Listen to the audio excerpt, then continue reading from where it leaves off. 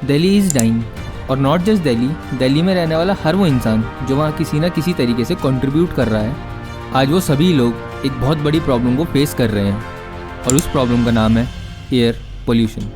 जो लोग दिल्ली से बाहर रहते हैं उनको सुनने में ये कोई बड़ी प्रॉब्लम नहीं लगती होगी, पर अब ये एक काफ़ी सीरियस हेल्थ इशू बन के रह गया है। दिल्ली के लिए एयर पोल्यूशन कोई नई बात नहीं है। हर साल हज़ारों लाखों केसेस रजिस्टर होते हैं दिल्ली में पोल्यूशन से रिलेटेड, स्पेशली एयर पोल्यूशन से। According to the doctors, Delhi में सांस लेना मतलब 25 से 30 सिगरेट स्मोक करने के बराबर है। AQI मतलब कि एयर क्वालिटी इंडेक्स, जो कि एक लोकेशन की एयर क्वालिटी को समझाता है और नंबर्स के थ्रू बताता है कि किस लेवल की क्वालिटी एयर उस जगह पे मौजूद है। मतलब कि हवा कितनी पोल्यूटेड है या कितनी फ्रेश है, हम इसकी मदद से आराम से पता लगा सकते हैं। जितना बड़ा नंबर उतनी ख़राब उस पर्टिकुलर जगह की एयर क्वालिटी मानी जाती है। एज़ पर एक्सपर्ट्स 150 से ऊपर की एयर क्वालिटी ह्यूमंस के लिए अनफिट होती है, पर दिल्ली में देखें तो कुछ जगहों पर ये नंबर 900 से ऊपर भी गया है। अगर आप न्यूज़ चैनल्स खोलते हैं तो आप देखेंगे कि हर कोई इस पर डिबेट ज़रूर कर रहा होगा, पर इसके सोल्यूशंस पे कोई बात नहीं कर रहा होगा। हर साल कुछ लोग दिवाली में यूज़ होने वाले पटाखों को ब्लेम करते हैं इस पोल्यूशन के लिए, लेकिन इस बार तो दिवाली आई भी नहीं थी, तो इतना पोल्यूशन कैसे हुआ? तो अब बात करते हैं आखिर इस सब के पीछे है क्या। चाहे दिल्ली की स्टेट गवर्नमेंट हो या फिर BJP की सेंट्रल गवर्नमेंट, दोनों ही इस इशू को लेकर पहले से सीरियस नहीं थे। दोनों ही गवर्नमेंट एक दूसरे को ब्लेम कर रही है इस सिचुएशन के लिए, पर यह सब करने से कोई भी प्रॉपर सोल्यूशन देखने को नहीं मिलने वाला। जब एक आम आदमी को इससे फ़र्क नहीं पड़ रहा है तो गवर्नमेंट भी क्यों इस सिचुएशन को सीरियसली ले।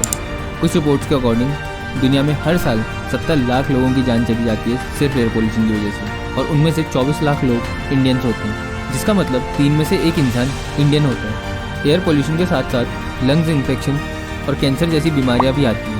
अब इन्हीं सब प्रॉब्लम्स को सॉल्व करने के लिए सेंट्रल गवर्नमेंट ने 5 नवंबर को ग्रैप मतलब कि graded response action plan stage 4 को लॉन्च किया। सुनने में तो बिल्कुल ऐसा फील होता है कि अब कुछ बड़ा एक्शन देखने को मिलेगा, पर असल में GRAP का जो वर्स्ट एयर क्वालिटी होता है वो रहता है स्टेज 4, जो कि अब दिल्ली में इम्प्लीमेंट हो चुका है, जिसमें आप दिल्ली के अंदर कोई भी डीजल गाड़ी नहीं चला सकते अनटिल एंड अनलेस वो लेटेस्ट BS6 के नॉर्म्स को फॉलो ना करती हो। जिसके पास 2019 रजिस्टर्ड PUC की हुई गाड़ी क्यों ना हो दिल्ली में, वो भी अलाउड नहीं है। और अगर कोई इन रूल्स को फॉलो नहीं करता है तो फिर वो 10 से 20 हज़ार रुपये का चालान भरे।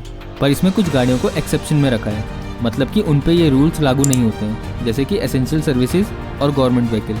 हाँ, जैसे कि गवर्नमेंट की गाड़ियों से तो कोई पोल्यूशन होता ही नहीं है। सारी की सारी Delhi registered diesel vehicle, medium या फिर हैवी, दोनों ही गाड़ियाँ बैन हैं। कंस्ट्रक्शन और डेमोलिशन दोनों ही बैन है। कुछ टाइम के लिए हाईवेज, फ्लाईओवर, रोड्स और पाइपलाइन पर काम नहीं होगा, और दिल्ली के स्कूल्स की क्लासेस को भी सस्पेंड कर दिया है, मतलब कि बच्चों को सर्दियों की छुट्टी बोलकर घर बैठा दिया है। और म्यूनसिपल ऑफिसेज में 50% स्टाफ के साथ वर्क फ्रॉम होम दे दिया है। इसका फ़ायदा सिर्फ दिल्ली में जॉब करने वालों को ही मिल रहा है। गर्मी आई तो छुट्टी, सर्दी आई तो छुट्टी, बारिश हुई तो छुट्टी, कोविड आया तो छुट्टी, और अब पॉल्यूशन आया तो भी छुट्टी। जैसे ही सेंट्रल गवर्नमेंट ने अपने GRAP को इम्प्लीमेंट किया तो दिल्ली गवर्नमेंट को भी लगा कि अब हमें भी कुछ करना चाहिए। तो दिल्ली गवर्नमेंट 13 नवंबर से अपनी ऑड इवन स्कीम को इम्प्लीमेंट करने जा रही है, जिसमें एक दिन ऑड नंबर प्लेट की गाड़ियाँ चलेंगी और एक दिन इवन नंबर प्लेट की। कुछ लोगों का मानना है कि इस टाइम पे ये काफ़ी इम्पैक्टफुल रहेगा, और कुछ लोग कहते हैं कि इसका कोई फ़ायदा नहीं होगा क्योंकि इसमें 2 व्हीलर्स तो इंक्लूड है ही नहीं। 8 साल से आम आदमी पार्टी गवर्नमेंट होने के बाद भी उनके पास इस एयर पोल्यूशन का कोई भी साइंटिफिक डेटा तक नहीं है। आधिकारिक डेटा मौजूद नहीं है जो ये बता पाता है कि कितना पोल्यूशन कौन से सोर्स से होता है। एक तरफ तो आप कहते हैं कि हमारी गवर्नमेंट में सारे स्कॉलर्स हैं, IIT से ग्रेजुएट्स हैं, ऑक्सफोर्ड से ग्रेजुएट्स हैं, तो एटलीस्ट एक साइंटिफिक स्टडी तो करानी चाहिए थी इतने सालों में। आज भी इन सबका जिम्मेदार सरकार इंडस्ट्रीज़, वेदर और गाड़ियों को मानती आ रही है, जो कि एक हद तक सही भी है, पर असल में इसके पीछे का मेन प्रॉब्लम है क्या। ये कुछ ग्राफ है जिसमें मेंशन है कि दिल्ली के एयर पोल्यूशन के लिए कौन कौन कितना जिम्मेदार है।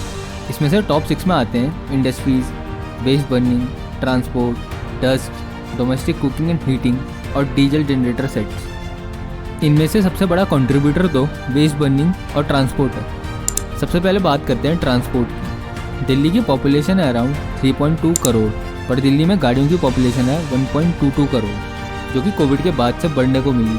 कोविड के बाद हर कोई पब्लिक ट्रांसपोर्ट को अवॉइड करने लगा था और खुद की गाड़ियों को प्रेफरेंस दे रहा था, जो कि एक बड़ा रीज़न बनता है दिल्ली में बढ़ रहे इस पॉल्यूशन का। दूसरा बड़ा रीज़न है वेस्ट बर्निंग। नासा की वेबसाइट बताती है कि दुनिया में जहाँ जहाँ फायर रिलेटेड प्रॉब्लम्स हैं वो कितनी इंटेंस हैं। तो आप देख सकते हैं कि पंजाब में ये प्रॉब्लम कितनी बड़ी है। हर साल पंजाब, यूपी, हरियाणा में स्टबल बर्निंग के केसेस देखने को मिलते हैं। स्टबल बर्निंग मतलब जब किसान अपनी फसल को काट देते हैं तो बचा हुआ जो पूरा वेस्ट होता है उसको डिस्पोज करने के बजाय जला देते हैं, और उसका जो पोल्यूशन है वो दिल्ली को डायरेक्टली अफेक्ट करता है। पंजाब में आम आदमी पार्टी की गवर्नमेंट बनने से पहले दिल्ली के सीएम पंजाब को ब्लेम करते थे इस प्रॉब्लम के लिए, पर अब दिल्ली के एनवायरनमेंट मिनिस्टर यूपी और हरियाणा को ब्लेम कर रहे हैं। पर अगर इन कुछ सैटेलाइट इमेजेस को देखा जाए तो हाईएस्ट कंट्रीब्यूटर तो पंजाब ही है। एक सेकंड के लिए लग रहा होगा कि इसमें तो सारी गलती किसान की है, पर ऐसा नहीं है।